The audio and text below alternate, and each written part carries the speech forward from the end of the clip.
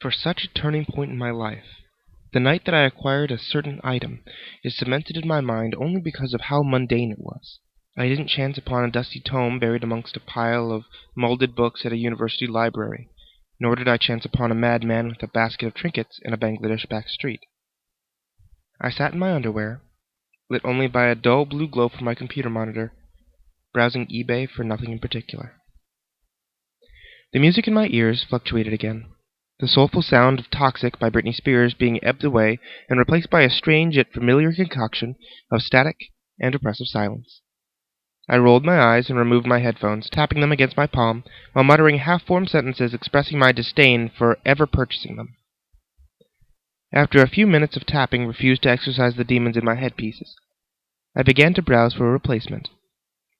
I then, on that most unassuming of nights, stumbled upon a post that would have irrevocable implications for me. Wireless headphones, unwanted present.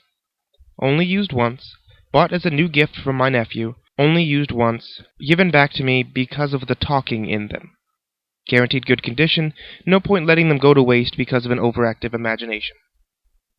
The auction seemed like an amazing deal, only an hour or so left and a fraction of the retail price, paid delivery, so I placed a bid and took myself to bed, trusting to the late hour to protect me from having my new trinket stolen away from me. As it happened, I was right, and they arrived a few days later. That's when things began to happen. As I connected them to my PC, I could feel a strange heaviness to the air, like the change in the air before a thunderstorm. I dismissed it easily enough, and I thought that it was a symptom of muggy summer air. An hour or so later, permitting the things to acquire a decent amount of charge, I placed them on my head and flicked the power switch. I was surprised to find, however, that there was no background static.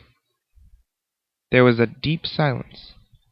Childish as the notion seemed at the time, it felt just like the silence of a tomb.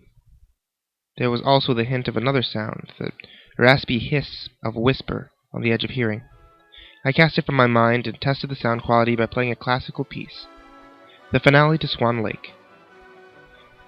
To my eternal shame, I felt a flutter of relief as the beautiful notes of Tchaikovsky's ballad cut through the silence.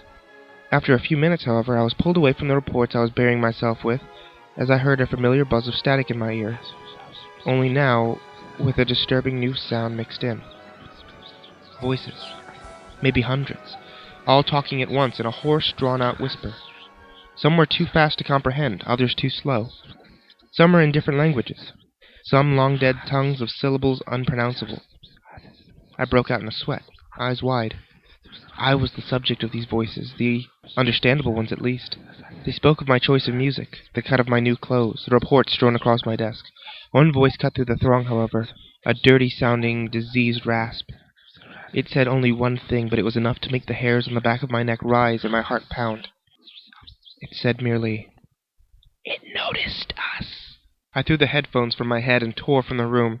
As I did, I heard a burst of oppressive, heavy noise burst from the headphones, a terrifying mix of an air raid siren and the static screech of an untuned radio. It was at this point I decided I needed to be out of the house. I bolted down the stairs, leaped the last few. As I fought with a tangle of keys that resided on the small table of my living room door, I heard another sound, or more accurately, a lack thereof. An oppressive, murky silence had overtook the whole house. Behind me I heard a rising hum as the TV turned itself on, bathing the room in shifting shadows. From the static on the screen, the head and shoulders of a man resolved. With a sickening sound of paper and flesh tearing, an arm burst forth, implanting a shifting gray and white hand upon the ground with a curious, wet smack. Then the other came through, with an equally sickening herald. The figure then began to flail itself forward and back, batting its head against the inside of the screen until it burst through with a sound akin to a coconut being smacked by a truck. Thus freed, its upper half flopped pathetically on the floor, pulling the remainder of its body through with a series of motions and sounds that made me sick to my stomach. I felt my leg fail beneath me. Slumping to the ground, my car keys pointed forward in a parody of a defensive stance. It came towards me, walking on its hands and feet, until I could feel it next to my face. A horrid-smelling mist, the odor of old books and rotting flesh lurched in my nostrils, and a rigid wheeze. I tensed up, waiting to feel draws on my throat, hands around my neck, anything, but none came. Through trembling lips, I managed to force a single question to the strange creature. Why? Why are you here? I stammered. I could feel it smiling.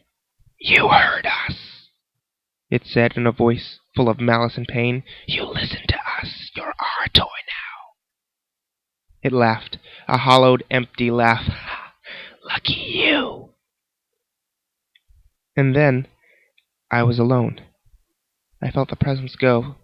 The oppressive sounds of static and dull silence dripped away, leaving the usual night sound in its wake. I don't know how long I lay there, staring at nothing before sleep overtook me. When next I awoke, I took the headphones and gave them to a charity shop. A symbolic gesture, for now those terrible specters visit me nightly. That horrible shifting man getting their fun from seeing my human fear. But that brings us to the real reason I'm telling this story. Be careful when you stare into a screen of static, or hear what a rational man would assume to be an interference of your headphones, or even when you're in a complete silence. Be careful not to listen too closely, for strange and terrible things lurk in that maelstrom of black and white. And once they find you, you will never, ever be free.